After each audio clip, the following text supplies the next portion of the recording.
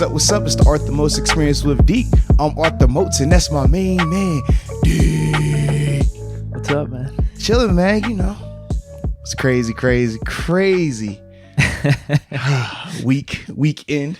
It was. I don't even know if you classify it as like the week or the weekend. It was like that Thursday. Call it that long weekend. Yeah. And yes, it was crazy. I mean, just being up there was really cool, the whole experience. Oh, yeah. Unfortunately, we didn't play too hot, True. but we were given some action at the end of the game. Oh, man, it was actually start to finish for us, man. So let the people know, man, we were out in Cleveland, obviously for the game, rocking with the Terrible Tailgate, which was dope. We were in the pit. Mm-hmm. Yeah, so that's like the Browns, I guess, like super hardcore tailgate area. Mm-hmm.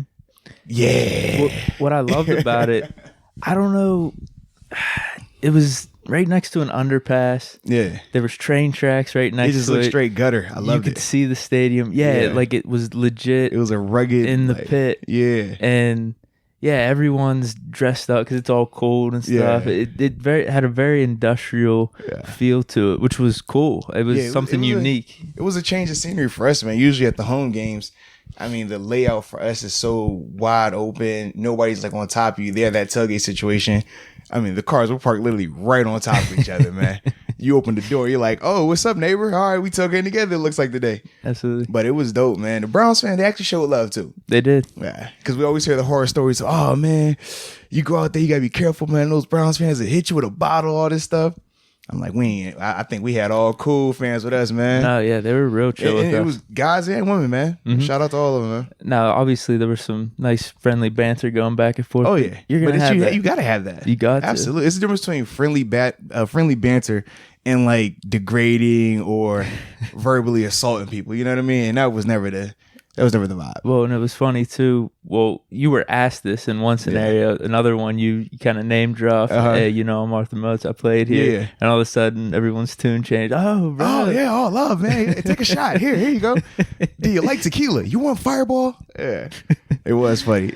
But no, big shout out to them. That was just a whole fun trip in general. It was. Like the trip up with me, you, John, Steeler gang owner, and then Kevin. Mm-hmm. Just the conversation we had, the relationship there. That was a blast. And then coming back, it's crazy. Same exact thing. Crazy. Or the fact that we get done with the game and we're on the hunt for food. Oh my. Oh, Cleveland. I don't have a lot to say negative about y'all, but man, y'all got to stop closing y'all restaurants by 9-10 o'clock, baby. We got out the stadium. It was midnight. We're driving around for an hour and a half looking for food. Online, it says McDonald's is open. 24 hours, you get there. Closed at 10. IHOP, 24 hours. Get there. Closed at 10:30. Gas station, closed. Convenience store, closed. Grocery store, closed. Pizza spot, closed. We get to the hotel. The lady's like, yo, this spot right here delivers till 3 a.m. Just call them. Oh, bet. Call the number. Da-da-da. The number you have dialed is no longer in service. There was nothing there. It was a rough time, man. No, it was. But shout out for the little market that the hotel had with the Hot Pockets, the nerd ropes, baby. Honestly, nerds in general, they got to be a top 3 candy. Yeah, they tough. They're real tough. Especially the Nerds rope. And now I was telling you about it. They have those new gummies out, the Nerds gummies. Those might be my favorite, actually. Yeah, it was one of them days, though, man. And it was worse because of the loss.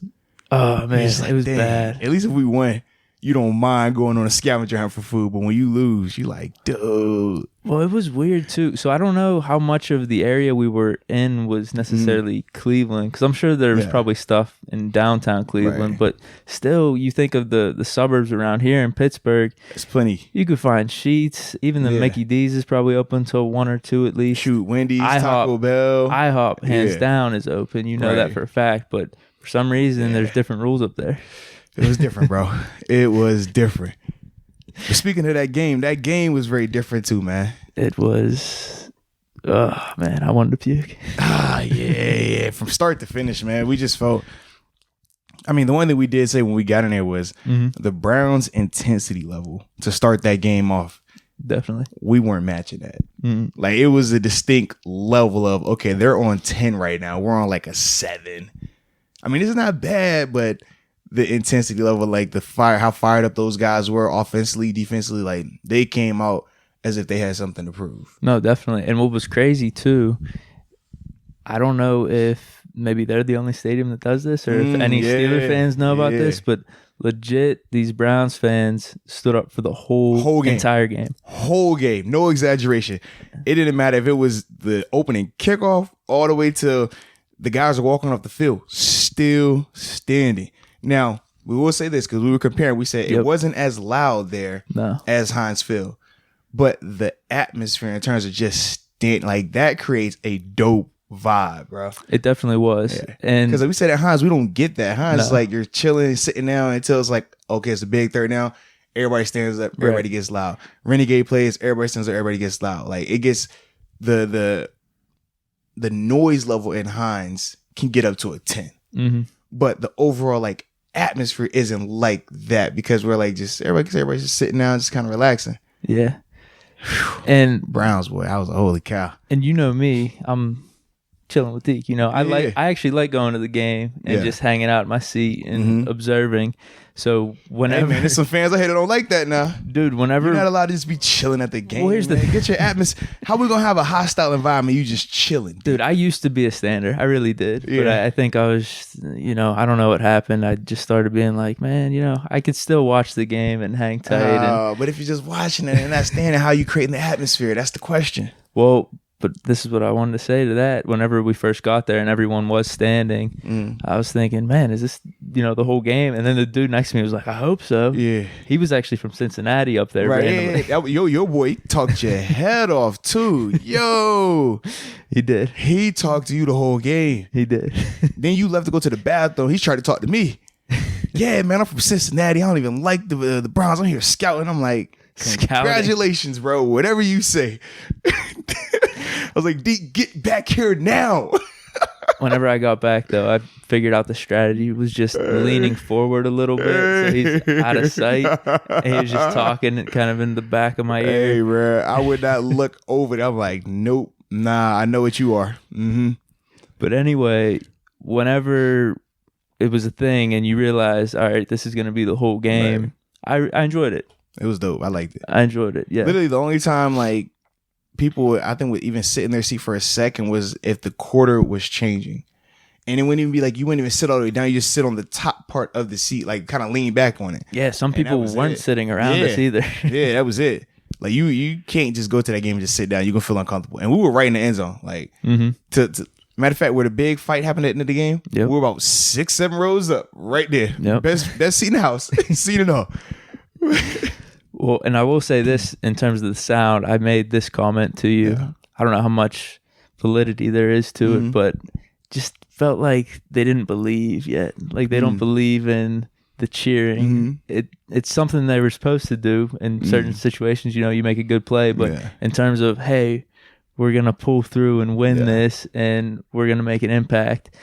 Because just think of all the times that they've played us. We're big brother, their little brother. Absolutely. I can understand that. I don't know how much that has to do with it, or I'm just trying to make up a story. You know what it's like? It's kind of like when the Steelers play the Patriots. Oh, man. I'm just saying, it's kind of like how you cheer, but you always are like cautious, like, all right, is it really about to happen? Maybe. I don't want to get too much hope. Can I get happy? Oh, no, don't get happy yet. Clock 0? Oh, yeah, we celebrate. We're good now. Like, that was the vibe it had in there. Because at the end, everyone was starting to go a little nuts. Yeah. But no, think about this, man. When it became 14-7, I was sitting next to a Browns guy. He was like, oh, shoot, y'all boys about to get us. Here we go again. And that was like, you could just see it in his face. Like, this happens so many times. And I know for a fact it does. Like, I've been a part of those where you're there and we might be trailing. And we know, oh, man, we one score away, and these dudes going to start to fold. And you see it in their eyes. They start playing a little tight. Yeah, so I think, man, those Browns fans have been abused a lot in that area, in particular from these Steelers, man. So I definitely can't fault them for that. No, definitely. But I think it was, like I said, the atmosphere, though, because the game was close. Even though, from Steelers' perspective, we really felt that we didn't have anything offensively, especially after Deontay Johnson and Juju got hurt, and obviously James Conner. But I don't think the Browns fans felt that same way. Like how we felt like, we just don't have enough right now to get to score. Well, that's what I was telling you too. Like, is it about to happen? Are they about to do it? Yeah. Well, what I wanted to say, though, that's what frustrated me at the end when everyone was going off and going crazy. And we talked about this on the podcast before going up, that they treat this as their Super Bowl because in the back of my mind, I'm thinking, wow, we're down to our third, fourth, and fifth receivers, like our third string running back and second string quarterback. What else do you expect from us? You should win this game. Like, you're acting like... All I'm going to say is this, though. It's been times we played the Browns and they were down to their third quarterback. There was times where Josh Gordon was out. They were down to their third and fourth receiver. And I guarantee you still celebrated the exact same way as if they had the all-star. I mean, they had Bernie Kosar, they going that quarterback out there. Like, that's just how it is, man. When you playing, you don't care about that. But when you on the opposite side, you losing, we always say that's seeking comfort. You try to find ways to justify your feeling of, oh, man, y'all gonna celebrate over that win? It ain't even like that. Like, bro, we could go down the list of quarterbacks that they've used in games against us. That's all I'm saying, man. And you cheered the exact same way every time you won. Even if the expectation was you were going to win, you still cheered. You still were like, yeah, we got him. Y'all little brother. That's all I'm saying, man. That is fair, because I'm sure if you look back, there's been some close games with some of their shitty quarterbacks. Absolutely. Where hindsight, or if you're just looking at the surface, we should have blown them out. Yeah, and it's home or away games. It wasn't just in Cleveland. It's been times in Heinz Field. It's the same concept. That's why I'm always like, man, you can't try to downplay the win for them because that makes us feel better about ourselves. Like, nah, man. Hey, when you out there, you out there. It don't matter who it is, because when we look back at the season, it's not going to say, oh, they beat us with our third or with this guy. It's going to say, oh, they were either 10-6, 9-7, 8-8, 7-9. That's all it's going to say. I know. Yeah. I was trying to find comfort there. It's cool, man. It's cool.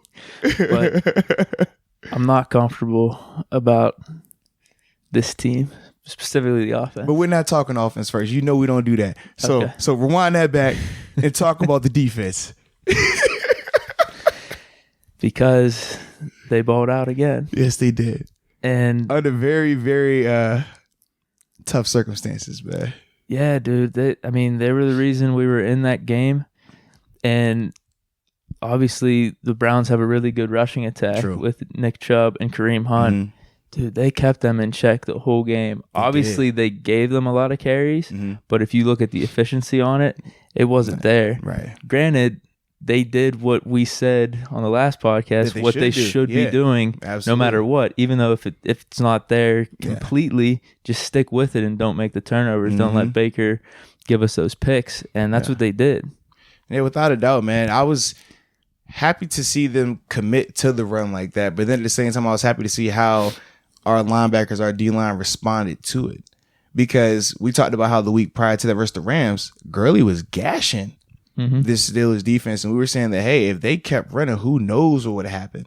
But they abandoned it. Whereas this week, we saw Nick Chubb, 27 carries.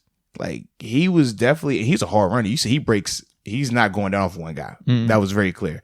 But just to see how those guys rallied, to see how those guys still matched strength for strength in that regard, that's what I liked. And this was all while minimizing the pass catching ability of Odell and Jarvis. Odell had the big catch early, but the one thing we saw with every deep pass Baker hit, what do we see in the backfield? An opportunity for a sack, and the guy either missed the tackle, loses contain. You got the young boy Jay Elliott. He's jumping on a pump fake. Those were the things that caused those deep passes. And we said, like, if you're going to ask your corners and secondary, linebackers included, to cover for 5, 6, 7, sometimes 8 seconds, I don't care who's back there. That's tough to do. That's why I was like, when people were talking about the Mark Barron touchdown, like, oh man, Mark, you suck. I'm like, bro, he had to cover for 7 seconds. Get out of here. It was good coverage too. It was really good coverage, yeah. But when you ask a guy to have to cover it that long, it's not realistic. And by then, man, we say, as a defender, we say it goes from them running a regular route to running backyard routes. So if you're supposed to run a 10 and in, when you got that much time, you're running a 10 in, up, stop, fade route. And you're like, bro, what is this? This isn't real. You should not have that much time to run that type of route because it's not realistic. That's what you're doing backyard football when there's no rush. But because those guys, in particular the pass rushers, missing on those opportunities, because those guys allowing Baker to get out the pocket and break contain. And when we talk about contain, just ultimately the outside linebackers keeping Baker inside the pocket, not letting Baker get outside of them. So when they weren't doing that, that allowed Baker to extend those plays and ultimately hit those dagger passes that kept drives alive for them and ultimately put them in scoring range. And that, what I felt like, was the one thing I was a little disappointed in this defense. Yeah, definitely. It was frustrating. And you point to Bear, and I remember I think it was the first time they went with a pass to him. And then the second time, I mean, we've not necessarily ripped on him, but has said like he could have been doing better this season in coverage. The expectations for him were higher. But I thought he did fine in that area. It was just that escaping, and it was so frustrating because we had him. Yeah, we had him. Like that was the difference in the game, and that's the difference between this game versus the Rams game and weeks prior to that. Prior to that, they were making those plays. Those were the sacks, the splash plays. And then once you get a couple of those, that turns into a fumble. That turns into a forced throw that becomes an interception. But this time, they weren't making those plays. I guess you can't count on that every week. Well, you can't count on those guys missing those tackles every week. But for me, I think you can count on them creating splash every week, because if you go out there and you're making those routine tackles, that creates the splash. When you go out there and miss tackles, that's no different than saying, can I count on the guy to catch the pass? If you count on to catch the pass, you catch enough, that's going to turn into a splash. If you're dropping routine plays, then you don't get that opportunity. And that's kind of how I equate a missed tackle. Missed tackle is the same as a drop pass. It's something that you should routinely make. It's something that you work on as a fundamental element of your game. And if you do the fundamental things right, that's going to lead to that big play. But if you constantly have little slip ups or you're lacking in the detail for the fundamental stuff, then you're never going to get the opportunity for those big time plays. No, with saying all that though, still for the most part, only letting up 14 points the whole game. Yeah. Like that's pretty impressive. And the one touchdown came at the very beginning. So they locked up. Well, you got to think, and that's on top of 4 interceptions. Like it was bad. 4 interceptions and countless 3-and-outs. But the one thing I was still happy about with this defense was they were very efficient on third downs. They still kept, I think, 37%. I think it was for the Browns. It was both ways. Like really quick drives. It was just going back and forth with these punts, and they did. I mean, they would let up like a 10-yard run from Chubb. And then maybe get close to midfield at the 40 or 50, but then they would lock down, and then that would screw us, though, in the field position. Yes. We were down at the 10 and the 20 the whole game, and then, we would maybe get 20, 30 yards here or there, but a lot of times it was just quick 3-and-outs. But the thing is, the way that Browns team played, that's how we want the Steelers to play until Mason has developed enough, until these receivers show. Run game, but that's the issue, the run game. And granted, it's been injuries. James Conner comes out there. He's injured within the first couple of series. That kills you, because now you have Jalen Samuels, Trey Edmonds playing special teams and having to be feature running backs. Same situation happened at the receiver group. Juju and Deontay go down. Now you got Tevin Jones and Johnny Holton out there playing special teams and having to be your number 2 and number 3 receiver. It kills you in that regard.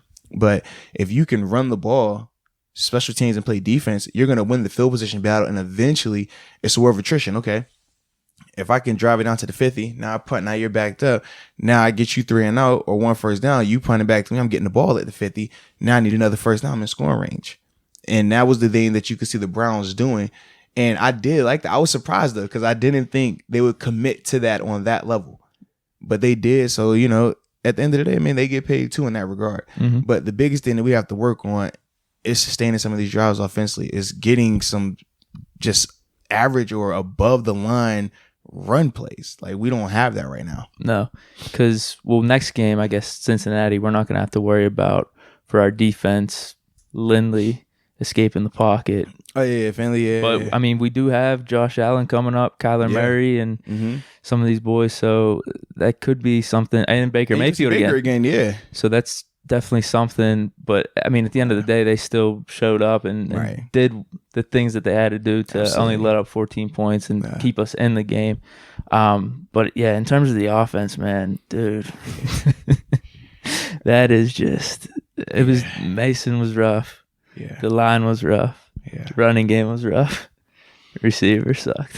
It was tough to watch them, man. And like I said, I know some of the stuff was a direct correlation to the injuries. It's a short week. You going into this game, you're assuming that, hey, I got a healthy James Conner. Even though I was skeptical about it, we talked about that because I'm saying, how can he not play on Sunday? It's a Thursday night game. So I know from personal experiences, the practices is only going to be one where you're actually on the field. And we always say it's like a very fast-paced walkthrough, like a nice jog through practice. So for me, I'm saying, how can James go from not playing on Sunday to being a full participant when they practice was it Monday or Tuesday, whichever day they wanted to have it. And then after that, Wednesday was a walkthrough. Thursday morning you're walking through and you don't even have him on the injury report no more. For me, I just didn't buy that per se. And then you put him out there and sure enough, a couple series in, points to the shoulder, he's out for the game. That kills you not only from what you're expecting from a productivity standpoint, but it kills you because long term now. Yeah, but long term you're going to miss multiple weeks, potentially more weeks than what you already were going to miss compared to if you just sat out. But then you got to think on game day, you got 46 guys to dress, and that's including backup quarterback, center or offensive lineman, specialist, your long snapper, punter, kicker. So you don't have a lot of extra bodies. So when you dress him and say that he's good to go and he goes down that quick, from a depth standpoint, now everybody else is affected. And then you saw the same thing happen at the receiver position. Now, granted, those guys came in the game healthy, and I mean, they both sustained concussions. I mean, Deontay, he was like bleeding out of his ear. That was crazy. But when you have those injuries, man, it's like no matter how much of a game plan you go into a game with, it drastically changes when you don't have the personnel to match that. And I think that's what we saw. And that Browns defense, let's be real, they're not bad. No. I mean, they got the pass rushers up front. Their corners greedy, and Denzel Ward, they can get it done. You knew Morgan Burnett was going to be fired up. This was his first time getting a chance to go against the Steelers after being released this offseason. So it was they have pieces over there. But like you said, man, when you drop that much talent off through injuries, that's a tall task. No, it definitely is. And I didn't think, so with all that being said, if we're focusing on Mason, I don't think he played that bad the first three quarters. When the fourth quarter hit, I saw it being a different story. So what do you describe as that bad? I mean, I think he did miss some throws. How many turnovers? I do think some receivers, right? Yeah, but I do think some receivers dropped some again. Yeah, but you had the turnovers, right? What is the one that we say you can't do? No, but I mean, no, you're right. You're right. And I did say to you at the game, all four of those turnovers are on him. Even the tip pass, I thought he underthrew a little bit, but you made the point that maybe the receiver can make a better play on the ball. All I'm saying is, like, the way I looked at it was when you're turning the ball over at the quarterback position, it's hard for me to say you're not doing that bad. Just in general. Yeah, because it affects you so we don't have the type of offense that you can give away possessions. We can agree on that, right? No. This isn't the type of offense where, like in the past with Ben, man, even when Ben would throw 2-3 interceptions, you still felt like, man, we straight. We still are in this thing. Right. This isn't that type of offense. This isn't the type of offense you can just give the ball away and, we get it back next time. Like, so for me, anytime I'm seeing him turn the ball over, if I'm not expecting you to throw for 300 yards, you can't have multiple turnovers. That's kind of how I view it. I get what you're saying. I look at Baker's numbers, right? It wasn't it didn't even throw over 200 yards. No. But it was efficient. And he didn't turn the ball over. So for me, it's like, if you're not going to have the gaudy numbers, the 300 plus yards passing, you have to be highly efficient. You have to protect the ball. So you can't have multiple turnovers and only throw for 250. You know what I mean? Like, that's not enough. Yeah. And that's why for me, it's hard for me to say he wasn't playing that bad. Well, yeah, because, here's the thing. The couple points I wanted to make was we did have some penalties that stalled the drives out pretty bad. And then, like I said, receivers dropping balls. But the glaring turnovers, the 2 picks that were really bad, in my opinion, were the ones in the fourth quarter. Yeah. Granted, I get what you're saying, because I'm thinking in terms of, all right, you throw a pick, now you're going to be straight rest of the game. But if you're thinking of how the offense is now, like, that's something you can't do. It's way more glaring. Right. So I get what you're saying there. Yeah, and the other thing is that frustrated me was the third downs on our end. Dude, we would get down there 3rd and 3, 3rd and 1, and then it was just poor throw. I don't know if he's missing reads, guys streaking across the middle. But that's why I say, like, when you say he wasn't that bad, I'm like, you just said the poor throws on possession downs. We saw plenty of passes that were either behind receivers. Like, granted, they had their drops, without a doubt. They had drops. But for me, I said, when I left out of that stadium, the one thing I said was this. I felt like every game that he's played thus far, he's gotten better. Yeah. Whether it was him making a jump from, level 3 to level 5, then level 5 to level 6, then 6 to 10. He was making jumps. He was taking strides going in the right direction. I felt this was his first game where he took a step back, where I said, man, that was a bad performance by him. He definitely regressed in that regard. Yeah. First time I felt like that all season. Even when people were like, oh man, Mason's not throwing the ball deep. I'm like, even though he's not throwing it deep, he's still being smart with the ball. He's still being efficient with the ball. He's not turning the ball over. He looks good. That's all I care about right now. But that was the first game I'm just like, man, he just, I don't know what it was. But at the same time, he's a young quarterback. Well, and I wanted to throw that out there just for all things considered. The run game's not there. Yeah. Penalties, receivers dropping balls. So obviously he didn't do his part either. Like, correct. I didn't think he was good at all. But I guess I just wanted to throw him a bone a little bit and say it wasn't as bad until the fourth quarter, because we were only, granted, you could say the defense kept us in the game. You know what I mean? It's not a let's say it was the defense that kept us in the game. Because it's 6 minutes left and we have the ball at 7:14. So we still were in it. And even on the drive where we scored, how do we get down there? A lot of penalties. So we never really had a drive where we sustained and moved the ball. Right. Just think about that. I know, dude. I know. Yeah. I know. So I like your optimism, and I know I it was bad. it was bad. But yeah, I'm just like, it was nothing that he was doing that would say, oh man, we still got a chance right now. Like, at the time, we were just hoping for a turnover. We were like, man, if we can get a big turnover, that could change the game. But like you said earlier, we were missing on sacks, not keeping Baker contained, and that ultimately was leading to some of their plays like that. I guess my biggest thing with Rudolph is this, man. And this is why every week we've talked about it, I'm always like, check the expectations. I understand people want to say he's this. Some people hate him. Some people love him. Some people say, hey, man, we need Duck in there. Some people say we need to go sign somebody. It's his 6th start. It's going to be growing pains. He's going to look really good some weeks. He's going to look average some weeks. He's going to look really bad some weeks. That's a part of the game. And that's why I always laugh, like, when media people, even fans, try to make it where it's just black and white. He's either a good quarterback right now, or he's a bad quarterback right now. That's not realistic. This thing it's an organism, man. It's going to continue to evolve and grow. It's going to be some good days, some bad days, but you got to be patient with him. And that's just how it is. People don't like that because we're in the era of instant gratification. I want to see him look good right now, or we need to move on. But when you think about the Steelers organization as a whole, they believe in what? Patience. Trust in what we have. It's going to develop. It's going to get right. People don't like that outside of it, but it's a consistent method that's been working for how many years now? So I look at this the exact same way. Are we going to critique him? Absolutely. Are we going to criticize him? Absolutely.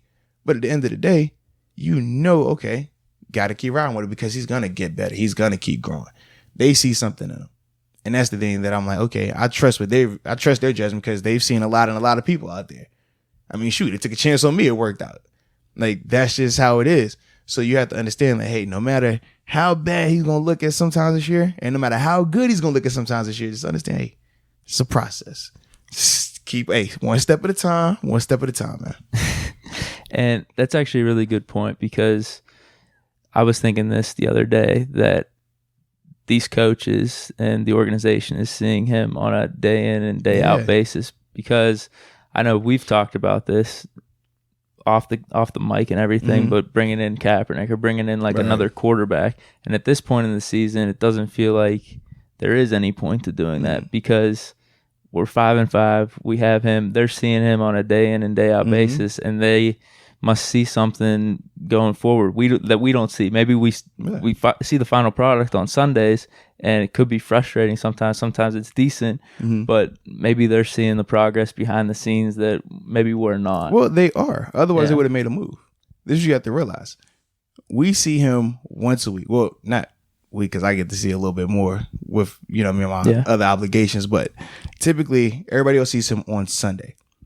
One chance to either look good or look bad. Sometimes he has a good day. Sometimes it's a bad day. I mean, we could all attest that, hey, sometimes we got good days. Sometimes we got bad days as well, right? True. No matter how much we work during the week, if we just, hey, you only got 1 day per week to look good, put it out there for everybody to see, it's not always going to look glamorous. But with him, it's like they know what they have in him. They know how he's developing. They know from a mental standpoint some of the things he's improving on. It's a process, though. And that's the thing about people calling for Duck, too, is once you bring him in, if you make that switch, it kills you further. You can't go back. Yeah. Because if you do, then his confidence is going to be forever shot. He's going to forever be looking over his shoulder the rest of the season. You cannot do that. Well, even if they bring him in to start, though, what if Duck isn't everything that people think him to be? But this is what I'm saying. When I say his confidence will be shot, is this. If you pull Mason out, you start Duck. Say Duck and then you want to start good. Mason next week. Right, so say Duck goes in there and he just goes and shows everybody, okay, I'm not what y'all think I am.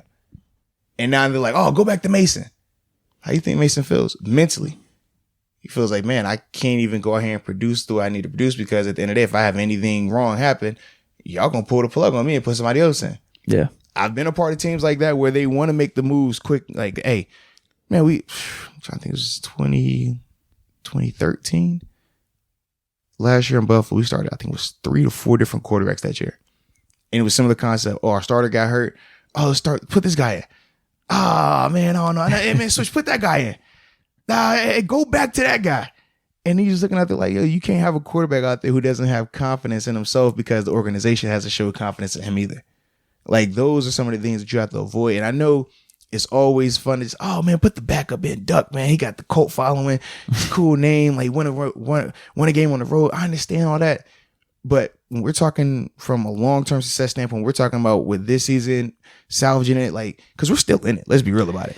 Still in it. Well, I texted you that. Yeah, we're still in it. I said, dude, watch, he's going to go out and play awesome next week. Let's be real. Yeah. When people were talking about the schedule, especially after that Rams game, the biggest thing was they got to split Cleveland. You got to either win them both or at least win one, period. Everything else is set up for you to still be very favorable. So nothing is lost. And that's the thing there. I'm just kind of like, it's still there. Everything they want is still there, but they have to address those issues offensively in order to go forward. You have to minimize those turnovers. You take away those 4 turnovers, it's a totally different ballgame. You keep Baker in the pocket like they have been doing all year, it's a totally different ballgame. So for those guys, they're like, man, this is self-inflicted. So as bad as it looked from our perspective, as much as we're like, yo, this offense is trash, It was still 14-7. It was 14-7. 6 minutes left. As bad as and this was versus Baker, Odell, Jarvis, Chubb, Hunt. Pretty good offense. Ton of talent. Yeah. And this was all self-inflicted. So if you're the Steelers, you're like, man, when the last time we had a game we really just like trashed ourselves? Like granted, it was funny because we had been talking about how the offense was scoring on ourselves, you know, giving up safeties, turnovers for touchdowns. This is the first one where it's like, dang, y'all really like that hurt right here, giving up 4 turnovers. But that's all self-inflicted. Yeah. So for them, they're like, man, we could be more efficient here. We chop that down. That's a totally different ball game. So they're excited. They have to be very optimistic about it going forward. No, definitely. Now, there's 2 things that might be, from a fan's perspective, a little frustrating with Mason at this point. One is you see some of these rookies coming in, like Kyler Murray, and younger guy, even Baker, like last year, and are able to be more the reason that a team wins or is there in like winning moments whenever we have the ball 3 minutes left, or in this case 6 minutes left, and we're down a touchdown. And we had that with Ben. Like, you know, we had not his rookie year, dude. Not his rookie year. No. Not his rookie year. No, not his dude. Rookie year. Come on, I'm telling you. Not his rookie year. He had the it factor his rookie year. Stop it. Nah, dude. So how many times did he throw over 30 yards? I mean, over 30 attempts a game. Not too many, but and if he did, what was the record? Dude, I'm telling you, if you go back that year, there was just clutch moments he had. You can have a clutch moment, yeah, but to say that he was the reason why they were winning these games, well, that's not that defense. Don't lie. No, the defense. Don't lie. The defense was it. But what I'm saying is, let's just bundle that all together. Okay. Just even with like Baker last year and some of these young guys that are able to do this and make the splash. Okay. I think that's part of maybe the frustration as well. But you're naming how many guys? A few. No. How many did you just name? 3. Yeah. Out of how many rookie quarterbacks we've seen come in this league and struggle? That's all I'm saying. You can't just pick one a Hall of Famer, a surefire Hall of Famer, and two of the number one overall picks. And you're like, oh man, they got that it factor. They do this, and it's like, okay, go ask Sam Darnold on the Jets. Go ask Josh Allen and the Bills.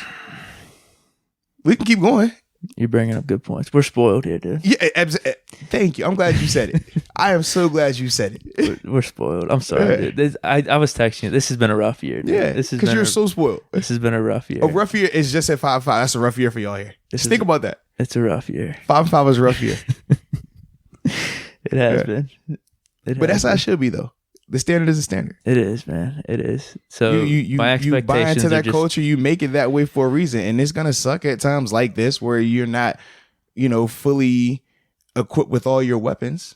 But at the same time, we compete, especially in Pittsburgh. You compete so hard, and you're coached so well that year in and year out, it doesn't matter who's out there. You're expected to win. You're expected to have success, and shoot, my expectations for this team still hasn't changed in terms of... You said playoffs. Yeah, it still should happen. Regardless, I understand they had the injuries. You got to be more efficient with the ball. Don't turn that ball over. I don't care who's out there at the time. If you're not turning the ball over, it's a totally different ball game. That's all I'm saying. Should they go in on the road and beat Cincinnati next week? Absolutely. Yeah. Cleveland comes back here on Sunday. Should they win that game? It's another Absolutely. One. It's not changing. The expectation is there still, man. Yeah, so yep, you're right. We're 5-5. Yeah, and historically, man, the road team on Thursday night game struggles. We've said that. That's a stat. It showed. Granted, ours was directly correlated to those turnovers. Like I said, lack of containing Baker. But these are all things that can easily be fixed. Definitely. So I'm gonna hold out hope a little bit still. Hey man, Coach Thomas says, if you're a blinker, if you're scared, just cut your eyelids off, man. I tell you, man, I cut my eyelids off in 2014. I ain't blinked since. You feel me? I stare right in the eyes like, yo, that's it. Let's roll. Come on, baby. I don't care what the record says right now. I've been on a 4-game skid before, and they like, yo, it's over for y'all. Everybody trash. And then we go run off 9 in a row. Been a part of that. And that's with injuries to the quarterback, too. I know you're going to say, well, y'all had Ben. No, we missed some time with Ben. We had plenty of games without Ben. We had Vic and Jones in there. Yeah. So, 5-5. Rough game, but hey, see what happens. Absolutely, man. That's all. But there was another thing that happened. Mm-hmm. Go ahead and talk about it, man. Go ahead. I mean, I don't have much to say, man. I mean, there's been so much, in my opinion, overreaction to it, and people just wanting to be loud and be holier than thou and think that they're so great, and how could you ever? They would never do that if they were in that situation. I mean, it's the most obvious thing. What he did was not good. It was wrong, and he knows that. I mean, absolutely. Why are you beating a dead horse and saying, "How could you? How could you?" Pointing your finger. So, but isn't that what society does, though? It is. Everybody, it's no different. Like when you watch it, when you get on Twitter, everybody is super. I could never. What would you? How did you do that? Oh my gosh! Knowing daggone well, if you was in that situation, you probably done the same thing. We talked about this on the way home. It wasn't specifically about this scenario, but you can attest to this. Yeah. Playing football, you have to have a certain type of mentality. Absolutely. Where you called it red. It's red mentality. It's a switch. It just, you see red, but you're able to calmly operate in that red. That's scary. Yeah. So is it really that out of question for someone in that setting where, and I'm going to be real. Yeah. Dude, I'm going to be straight up with you. Mm-hmm. Obviously, like I said, him hitting Mason over the head with the helmet was the thing that was wrong. That's what blew it all up. Yeah. But dude, listen. So I want to get your perspective on this too. Go ahead, man. Don't beat around the bush. Just get it off your chest. Did Mason not try to take his helmet off first? He did. But here's the thing. I don't know if what Myles Garrett did, it looked like a clean hit to me and him just taking it down, but it was 8 seconds left in the game. I don't know if that's against the football code. It's not. Well, the issue is this. When Myles hit him, it was fine. It was that Myles didn't stop trying to take him to the ground. And he knew the ball was gone. You can feel like when you're hitting the guy, if he still has the ball, you feel him fighting it. Mason wasn't fighting it like that. He was just kind of like, all right, you're going to get off me. And then Myles just kept driving to give him a little extra, hits the ground, obviously. And I think that's what triggered Mason to like grab at him. And the funny thing is this, man. The holier than thou society, they like to like, oh, we're going to wipe out that part. We're going to wipe out that part and let's just focus on the helmet swing. And it's like, bro, it's a lot of factors that led to that helmet swing. Let's be real about it. People don't want to talk about it. People like to overlook it. Like, oh, I didn't see that. And it's like, no, it was right there. And that's why Mason is still going to get fined because he played a role in that. The thing is, the optics are, oh, he got hit with a helmet. He can't be wrong in any shape or form.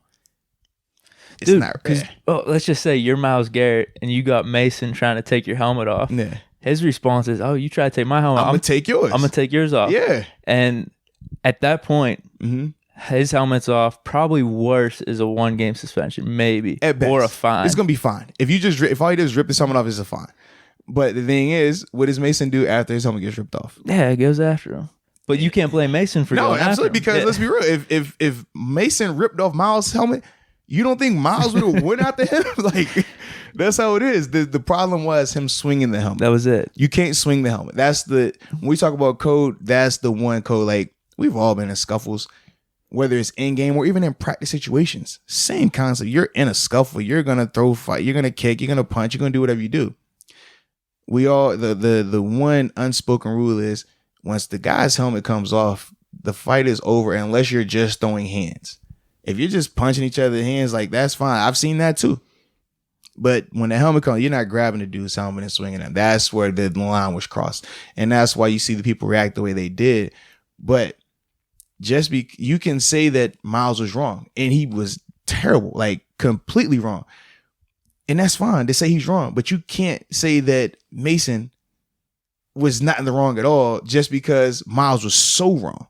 Yeah. And like that's why I think people have a hard time like differentiating the two. It's like I can't or even acting like he's a terrible person. Right. It's like that's not the case. And they're like, well, he got this and that happens. Like, dude, you're trying to make this guy into something that he's not. Like, he had a moment. Yeah. Isn't he on the commercial? He's trying to be a firefighter after yes, dude, but that's when people want to try to villainize somebody, we know that's how it happens.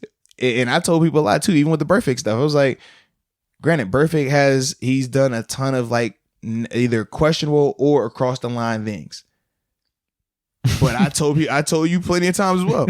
I've had teammates that have done some very questionable across the line things numerous times. And the difference was they weren't already painted as the villain.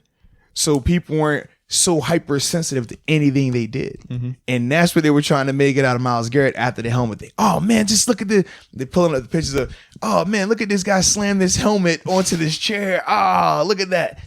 Now look at his picture of how Myles look with his shirt off and how ripped he is, and look at Mason. And it's just like, so we're going to try to get this thing and roll into, now we're going to villainize this guy. It's ridiculous, man, because there was no talk about the game after that. No, it wasn't. It was just about that helmet. It was just man.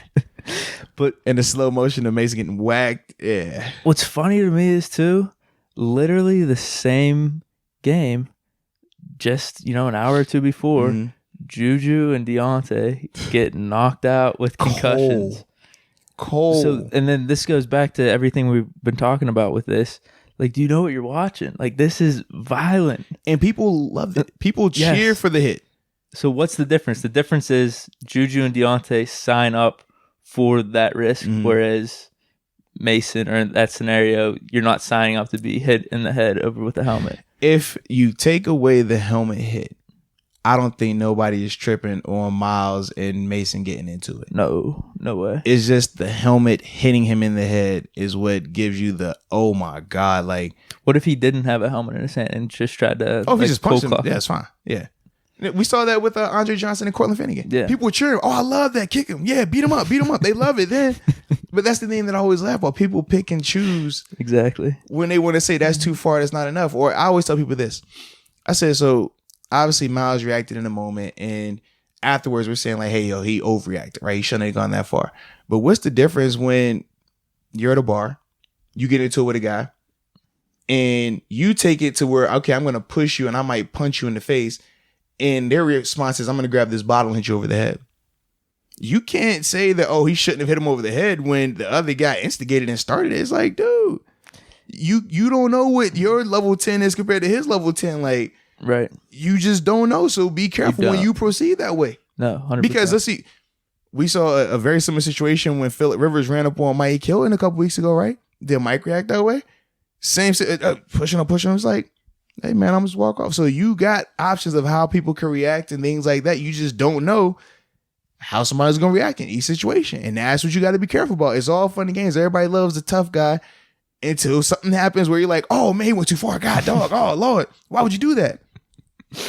And that's why I'm always just like, man, I just sit back most of the time and don't even say nothing about it because people like to just, like you say, keep the holier than thou. That people just want to be loud and give their opinion and hope be louder than the other person. And hope that the masses follow them versus the other one. And you're like, bro, you're not right just because you're loud. You're not right just because you got all these people on your side. Like, let's be real. People love to follow others. Like, it happens. People are like, oh man, I'm just gonna, that's the popular decision. We're just gonna rock with this popular choice right here. Man, whatever he says, we're going with it. And then it's the next popular decision. Oh man, all right, well, you know what? I'm gonna rock with what he's saying now. Like, that's how people are. Just be you, right? That's why I say, man.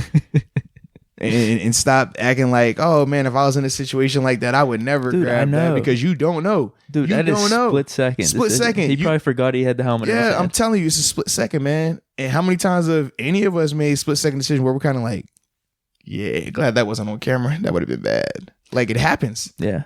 It does. It's human nature. So what do you think? Do you think the season was right? Well, for the indefinite suspension? Yeah. I think so. Just because it's 6 games left. The biggest thing is, you can't have him back out there for that Steelers game in 2 weeks because you already know, think Vince Williams versus Burfict, right? How everything played out leading up to that game versus Cincy, and then the big scrum before the game happens. Even with that, there was never the physical altercation prior to that. It was just talked about. With this, you've already seen where it's at. And the fact is, Vince and Burfict were on opposite sides. Or same sides of the ball. So you're never going to see each other out there during the game. Right. This is 2 O linemen in DeCastro and Pouncey versus 2 D linemen and Myles Garrett and Larry Ogunjobi. That's every play you're seeing each other. Yeah. You can't have that out there right now, man. Do you think Pouncey's will get reduced? I honestly think they should reduce it just because you're understanding what he's doing. Now, granted, his actions were still not good. I mean, you never want to resort to violence, no matter how mad you are, but you respect it 100%. Yeah, I was going to say, as a teammate, yeah, you're absolutely, probably man. I reached out to him and told him, man, like, dude, like, but that's Pouncey. Pouncey's the type of dude, like, no matter what, he's going to have your back. If you ride with him, he's going to ride with you to the end. Right, wrong, indifferent. I've seen it firsthand numerous occasions. Like, that's what you love about him. So it's like, it sucks that he got the 3 game. If he wasn't a teammate of mine, are you still like, should he get the 3 game? Because you see what he's reacting to. But the same situation is like, just because you're reacting to it, is that the best you think? Question right here. You think if Pouncey had a helmet during that situation and Myles Garrett was on the ground with no helmet, you saw he was hitting him. Do you think he would have used the helmet? Let's be real. He was seeing red. He was there. He kicked him. He was there. Yeah. So that's all I'm saying. But it's just, one is, oh, he's playing the hero because he's coming to Mason's aid. So that's okay then. But the actual action though is like, Myles ain't signed up to get that. He ain't signed up to get stumped on and punched on, did he? But people don't have a problem with that one. And that's just, once again, how we just show people, hey, situationally, when you want to feel good about something, when you don't want to feel good about something. 100%. Yeah. But I think his will get reduced, man. I think you give him 2. I don't think they want, the biggest thing, they can't have him back out there in that Browns game because Larry Ogunjobi got 1 game. So you know for a fact he's back out there. And yeah, you just can't have Pouncey or Myles in that game. That's fair. Although it would be entertaining if you brought Pouncey in there. Oh, no, it would. I mean, it'd be entertaining if they brought Myles, Pouncey, and Larry Ogunjobi in it. Let's be real about it. It would. But then people would, the same way it'd be entertaining leading up to it, the storylines, everybody talking about it. And then if something went down, everybody's going to be, oh my God, why would they let them out there? Why would you do that? True. But everybody would love to talk about it leading up to it. They would get excited. Oh, I got money on this guy. I got money on that guy. Yeah, there'd probably be some memes being made, some little videos. And it's skits. all funny games until something goes down. It's all funny games till, hey, I know where your bus is. Your bus is parked right next to the player's parking lot. So with that being said, I'm going to see you.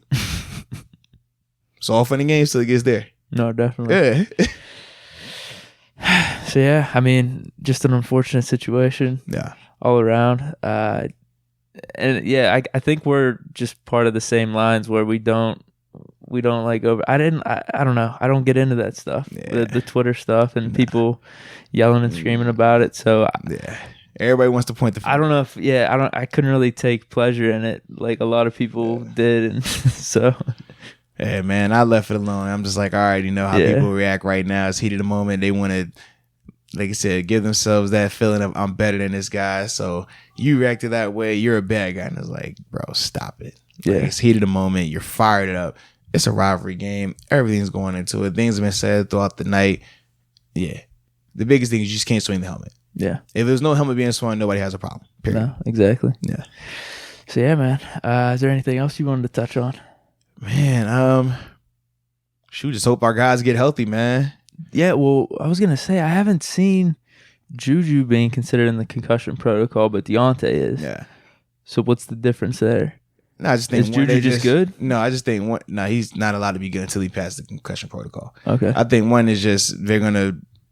With Deontay, it was more out in the open of, hey, he's in the protocol. He's in the protocol.